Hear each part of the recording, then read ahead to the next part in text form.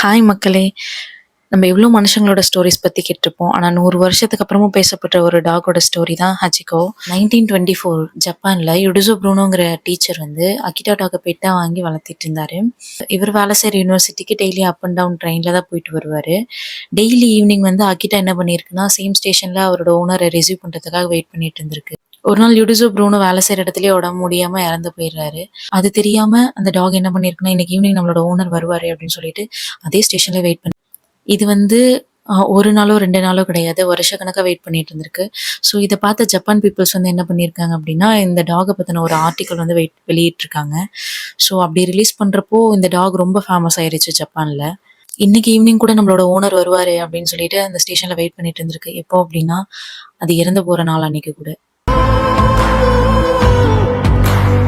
So ரீசெண்டா இந்த story வந்து நான் கேட்டிருந்தேன். ரொம்ப புடிச்சிருந்தது. ஸோ ஷேர் பண்ணலாம் அப்படின்னு சொல்லிட்டு தான் இந்த வீடியோ. ஸோ உங்களுக்கு இந்த வீடியோ புடிச்சிருந்தது அப்படின்னா, ரெட் கலர் ஹார்ட் கமெண்ட் பண்ணிட்டு, இந்த மாரி வீடியோஸ் வேணும் அப்படின்னாலும் கமெண்ட் பண்ணிட்டு போங்க. அதே மாரி நீங்க பெட் லவர்ஸா இருந்தீங்க அப்படின்னா, நம்மளோட சேனல சப்ஸ்கிரைப் பண்ணிக்கோங்க. தேங்க்ஸ் ஃபார் வாட்சிங்.